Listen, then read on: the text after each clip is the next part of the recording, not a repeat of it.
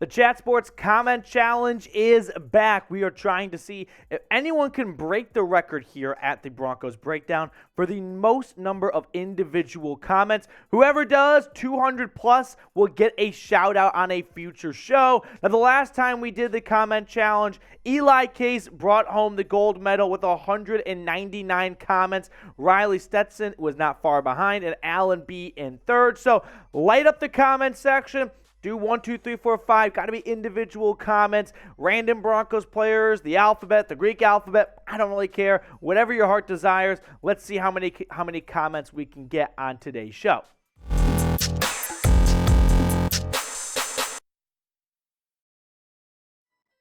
Between the two Paytons, who's really in charge, right? Who's calling the shots in free agency?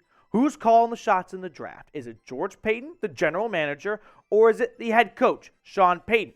We're going to break that down on today's Broncos Breakdown. Now, Woody Paige wrote a very interesting article about this. Well, I think it's a colorful article. He did not hold back tearing the 2022 Broncos a new one. And in it, he talked about how he has an inside source telling him who's really in charge over in Denver. Now, here is what Woody Paige said in his write-up. Payton and Paton report to Greg Penner, but Sean Payton is the power in football personnel. Instead of making all the decisions in free agency and the draft as he did with previous coach, George Paton this time won't make a pick or a trade without Sean Payton's approval. Now, I'm not terribly shocked by this, right? New ownership came in that did not hire George Paton.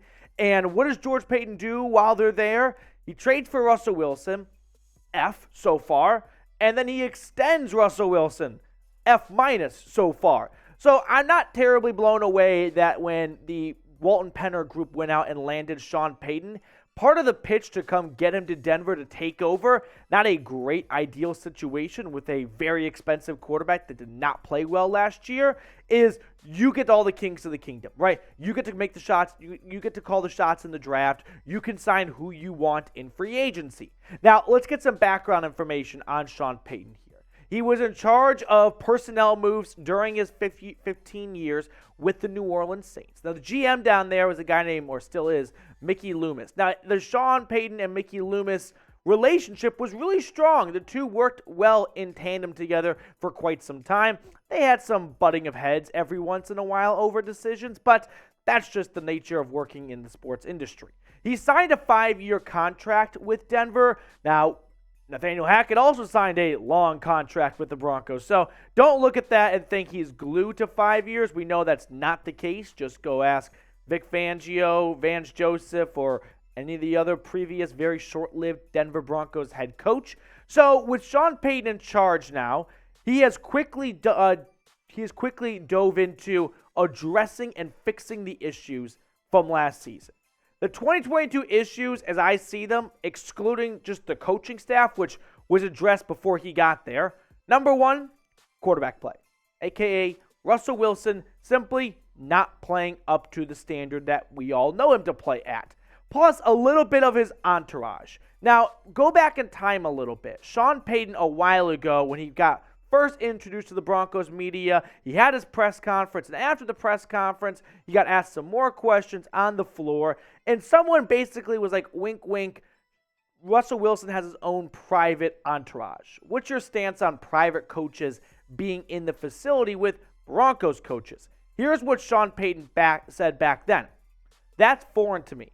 That's not going to take place here. I'm unfamiliar with it, but our staff will be here. Our players will be here, and that'll be it. So already Sean Payton has come in here and started making changes to the quarterback room by decreasing the number of people in the quarterback room, right? Taking out Russell Wilson's private QB coach. Whether or not he actually ever had a private parking spot, if he did, I'm sure that's been stripped away as well. Will Russell Wilson have his own private office with all the other coaches on the second floor? We'll wait and see and find out. I don't think so, though. So that was the first issue from last year that Sean Payton addressed. The second one, the offensive line. Now, we didn't really know until now, if Woody Paige's report's correct, who addressed the offensive line. Was it George or Sean Payton? making all these moves in free agency? Seems to be it was Sean Payton kind of pulling the trigger on a lot of these signings. I'm sure working with George Paton, though. But when you look at this offensive line depth chart, major upgrade, right? Ben Powers is better than Dalton Risner. Mike McGlinchey is better than the revolving door that was the 2022 Broncos right tackle position.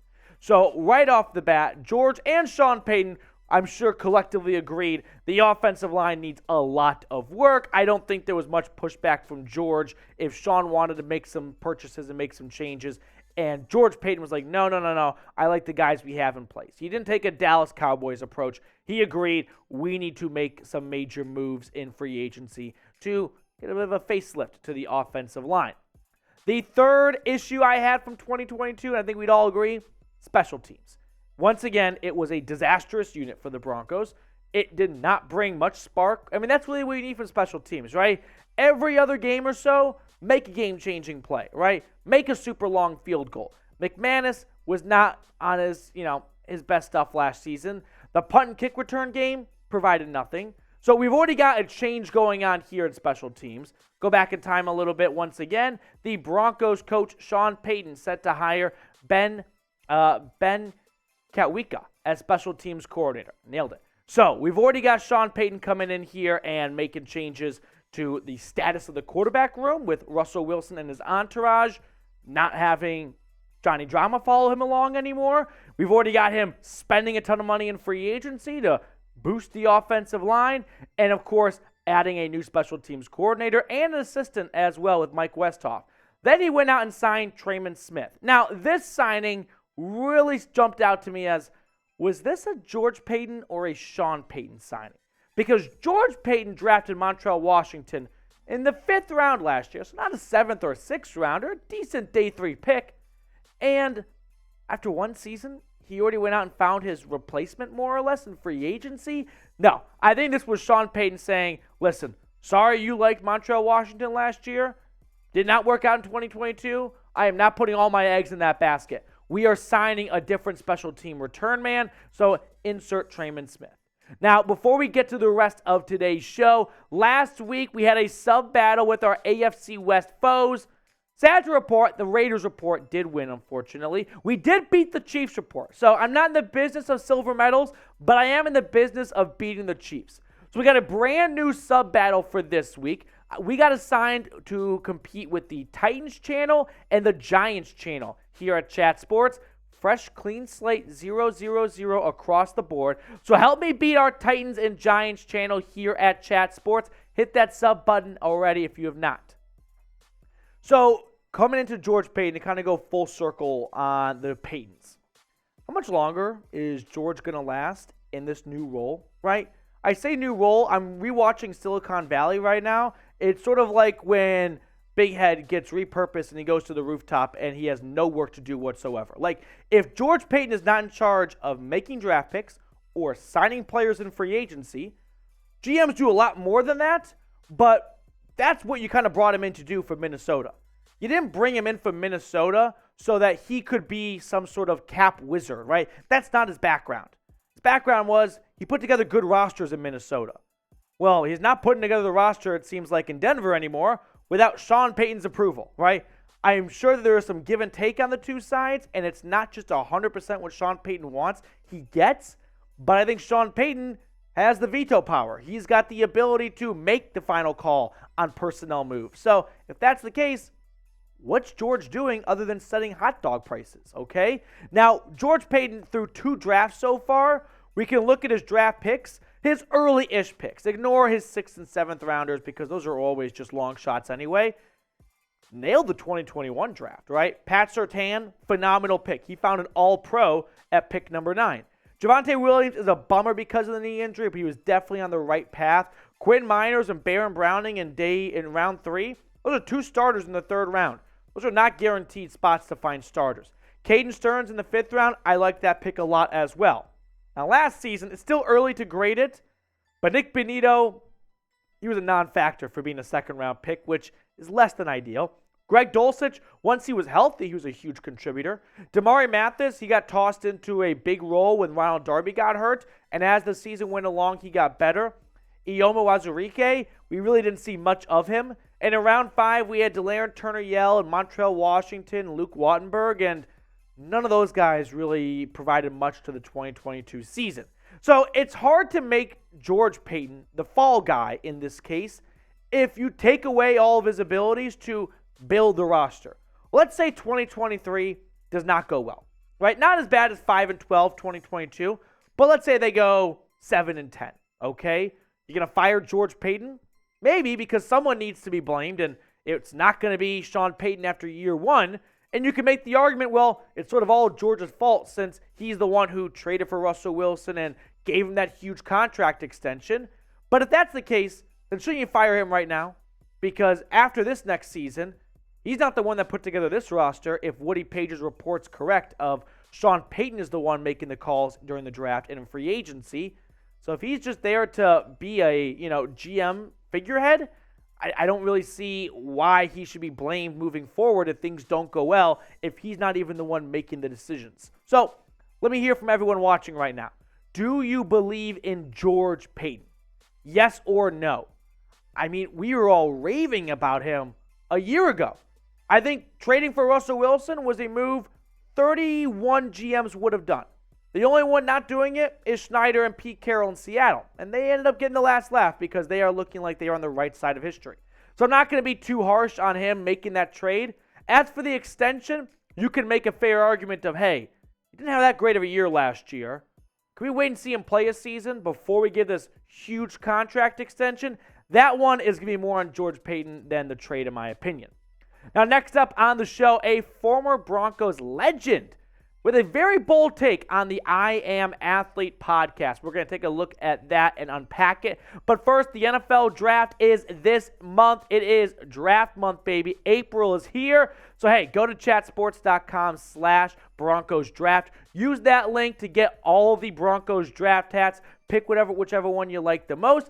I'm a big fan of them. I like the design for 2023, so get the official Broncos draft hat, the hat the draftees will be wearing when they put it on their head in round 3. But we'll be patient for rounds 1 and 2. Use that link in the comments and the description of today's show. So Brandon Marshall hopped on the I Am Athlete podcast, and here's what he said. They're going to get off to a fast start, and they're going to sustain it. Sean Payton, legendary Hall of Fame coach and play caller. They go get stability on the offensive line, and they make a few small moves, but very powerful moves on the defensive side. This Broncos roster was better than the 5-12 record they had in 2022.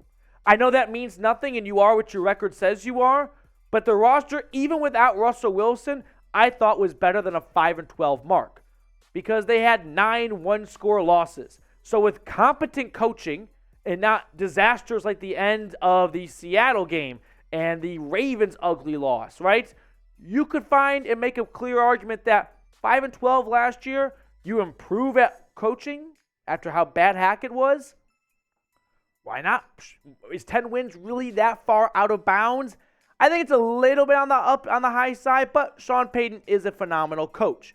Now, let's look at the Denver Broncos 2023 schedule, see who they're playing home and away. We don't have dates yet, but we at least know who they're playing, okay? Look at the 3 division games. If I'm saying this team can get to 8 to 10 wins, I think they got to win 2 of those 3 home divisional games. Then, between the Packers and the Vikings from the NFC North, let's say they split those games. We're at 3 wins now. Let's say they split Patriots and Jets because we don't have a ton to write home about them having success against the Jets last year. So I'm at 4 wins. Now, the Browns, I think, are going to have a good bounce-back season, but the Commanders, I don't think so. So now I'm at 5 wins from their 9 home games here, 5-4 at home. On the road, if they can just win 1 of those 3 road divisional games, we're at 6 wins. Between the Bears and the Lions, maybe Detroit comes crashing down to earth and Chicago was the worst team in football last year. So I can get 7 wins between one of those 2. The Bills is likely going to be a loss. But if they can find a way to beat the Dolphins and the Texans, we're at 8-9 wins. But even if it's just Houston, we're at 8 wins here. So 8 wins, and I'm kind of going on the conservative side. I didn't pick any wild upsets because predicting the schedules is like the dumbest thing in the world, but we all do it anyway. So predict the Broncos 2023 record for me. I just kind of counted out 8 gettable wins right there. I think they'll probably end up getting to 9 wins. My prediction is 9-8 for Denver in 2023. Let me know your record prediction down in the comment section below. I just think Sean Payton is probably good enough to get this team to 9 wins after having 5 last season, improving in the offseason, especially at the most important part, the coaching staff, and they had 9 one-score losses a year ago. You flip 4 of those, you're at above 500 for the first time in a long time. All right, that's going to do it for us on today's show. Thank you so much for tuning in, making us a part of your day. We're going to sign off and catch up with everyone later as we get more Broncos news and rumors.